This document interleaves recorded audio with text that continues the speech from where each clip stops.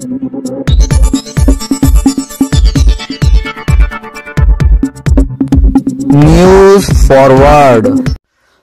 Forward channel में मैं शेख साबिर आपका स्वागत करता हूं।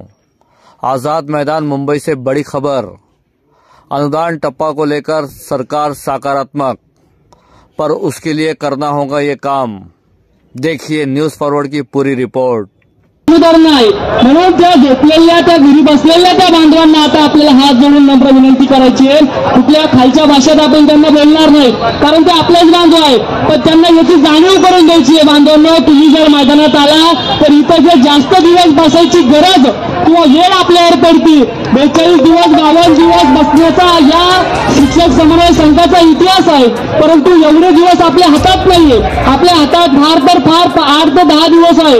या 8 ते 10 दिवसामध्ये आपल्याला आपला यशाचा यशस्वी रथ या ठिकाणी घेऊन जायचा आहे, हक्काचा टप्पा घेऊन जायचा आहे। काल परवाची कोकणामध्ये एक अधिवेशन होतं, त्या अधिवेशनातला एक सदर मी तुम्हाला नक्कीच सांगेल। हे तुम्हाला यासाठी सांगतो बांधवांनो, की तुमची डोकी वाढली, तुमची ताकद वाढली, तुम्ही वातावरण तयार केलं म्हणून सन्माननीय शिक्षण मंत्र्याचे पुन्हा शब्द बदलले।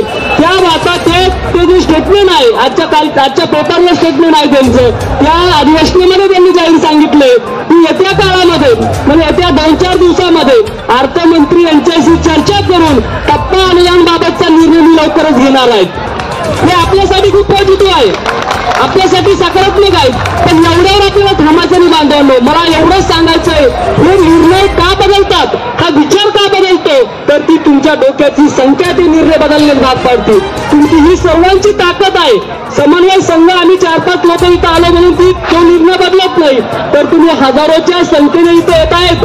हे फोटो ज्यावेळेला सोशल मीडियावर व्हायरल होतात, याची कुठेतरी सत्य ती त्यांच्यापर्यंत पोहोचतात, सरकारपर्यंत जातं। म्हणून कालच्या लाईव्ह अधिवेशनामधील कालचं सन्माननीय शिक्षण मंत्री महोदयाचं स्टेटमेंट आहे बांधवांनो, की येत्या 2-3 दिवसात सन्माननीय अर्थमंत्री यांच्यासोबत चर्चा करून वाढीव टप्पा देण्याबाबतचा जो काय निर्णय आहे तो आम्ही लवकरच त्या ठिकाणी घेणार आहोत। याचा अर्थ सरकार विचार करतंय, आपला सरकार विचार करतंय, फक्त गरज आहे यशाचा शेवटचा हातोडा आपल्याला मारायचा आहे। त्या शेवटच्या हातोड्यासाठी आपल्याला या ठिकाणी तळ धरून बसायचं आहे।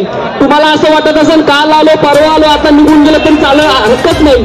आता जनशताब्दी एक्सप्रेसने बहुतांश बांधव आपले आले, काही मैदानावर आले, काही रूमवर गेले असतील।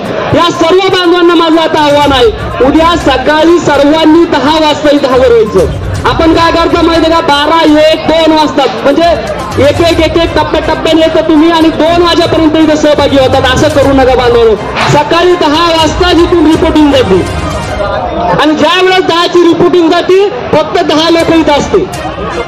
खरं जर तुम्ही हजारोच्या संख्येने आपण इथं आलो आहोत, पण सकाळची जी आपली मंत्रालयामध्ये रिपोर्टिंग होती ती फक्त 10 लोकांची जाते। मग आपण 10च लोक इथं आलोत का?